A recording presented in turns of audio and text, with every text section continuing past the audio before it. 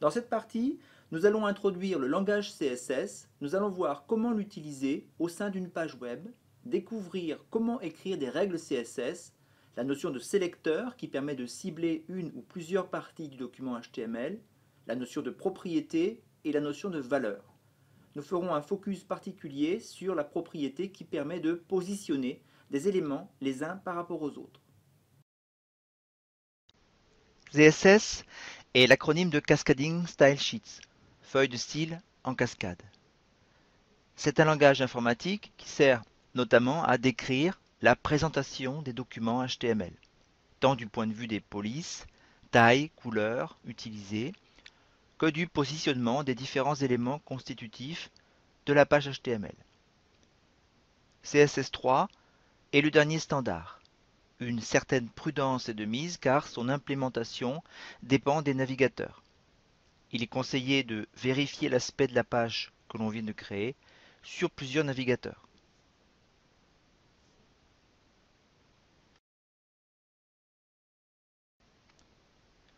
On peut utiliser CSS principalement de deux façons. Soit en écrivant les instructions CSS décrivant les styles directement dans la page HTML, à l'intérieur d'une balise style, comme le montre la première illustration. Ici, on définit la couleur de police du document ainsi que la couleur de fond. Soit dans un fichier texte externe possédant l'extension .css et relié à la page HTML par la balise link, comme le montre la seconde illustration. Ici, en l'occurrence, un fichier appelé style.css.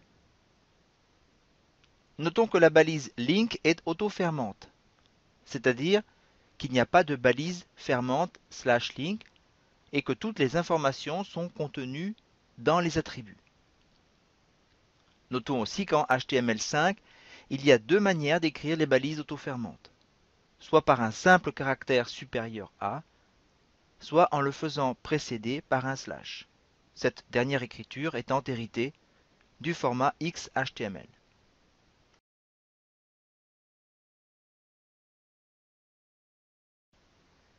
Une feuille de style externe, introduite par la balise link, ou une liste d'instructions CSS, introduite par la balise style, représente un ensemble de règles. Une règle est en trois parties. D'abord, le sélecteur, qui indique au navigateur quelles parties du document sont affectées par la règle. Dans l'exemple présenté, c'est l'élément body.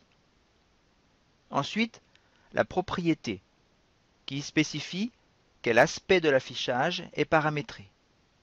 Dans l'exemple présenté, il y a deux règles qui s'appliquent à l'élément body et qui concernent respectivement les propriétés color, c'est-à-dire le texte du corps du document, et background color, c'est-à-dire la couleur de fond du corps du document.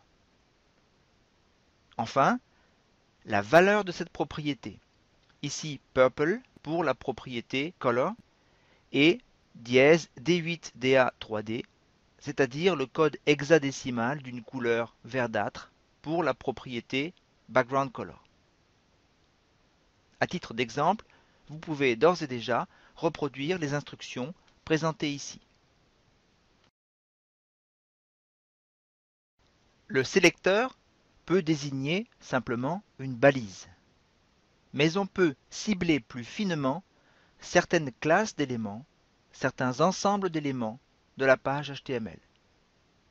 L'écriture du sélecteur peut alors être un peu plus complexe que précédemment. Voici ci-dessous quelques exemples. Détaillons trois exemples parmi ceux présentés. Premier exemple. À l'intérieur d'une balise, par exemple ici P, on peut introduire un attribut classe, voir la troisième colonne de cette ligne. Cet attribut indique que cet élément fait partie d'une classe particulière. Ici la classe introduction, qu'on pourra retrouver en plusieurs endroits dans la page HTML. Il devient alors possible d'appliquer le même style à tous les éléments de cette classe introduction, quel que soit le type d'élément, pour peu que le style s'applique effectivement en définissant un seul sélecteur .introduction.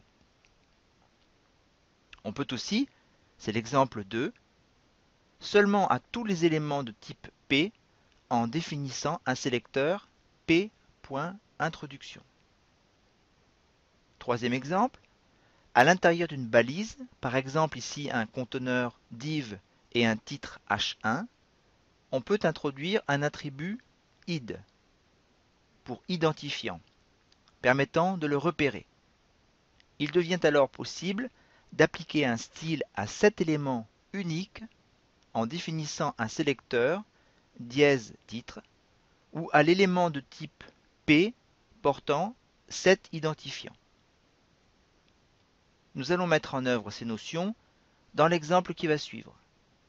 Mais avant, traitons du positionnement des éléments.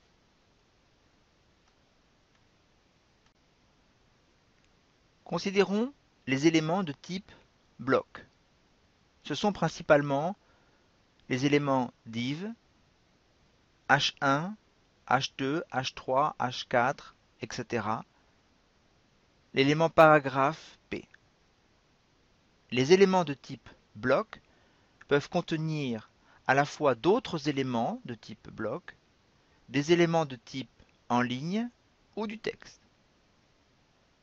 Par défaut, les navigateurs affichent les éléments de type bloc du document HTML dans l'ordre dans lequel ils les lient, et ils alignent la marge gauche de chaque élément sur la marge gauche de l'élément conteneur, ici le document lui-même. Considérons les boîtes de type inline, principalement span, A, IMG, code. Les éléments de type inline ne peuvent contenir que d'autres éléments de type inline ou du texte. Il est exclu, par exemple, qu'un élément span contienne un élément div.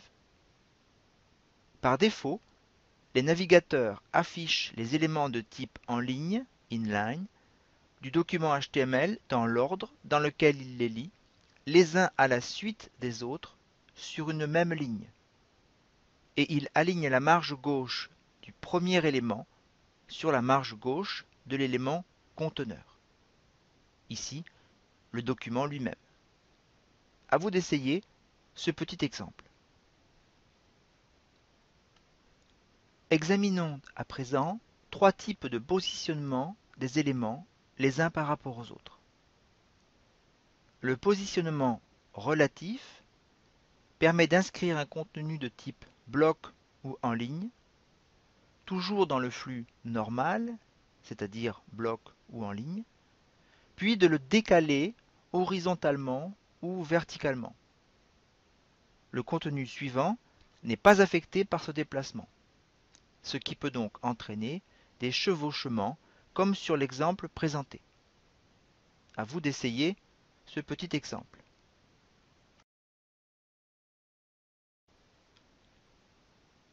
Le positionnement flottant. Le positionnement flottant retire une boîte du flux normal, c'est-à-dire de son positionnement par défaut, bloc ou en ligne, pour la placer le plus à droite possible, float right, ou le plus à gauche possible, float left, à l'intérieur de son conteneur. Dans cet exemple, c'est la boîte jaune qui est flottante. Le navigateur doit la placer en premier. Nous avons introduit un peu plus de texte dans la boîte verte pour que vous puissiez voir comment le navigateur se débrouille pour éviter que le texte de la boîte verte soit masqué par celui de la boîte jaune. À vous d'essayer ce petit exemple. Le positionnement absolu retire totalement le contenu concerné du flux normal, c'est-à-dire de son positionnement par défaut, bloc ou en ligne. Sa position est déterminée par référence aux limites de l'objet qui le contient. Celui-ci peut être une autre boîte, elle-même positionnée, en relatif ou en absolu, mais par défaut, le bloc conteneur initial, c'est-à-dire la fenêtre du navigateur,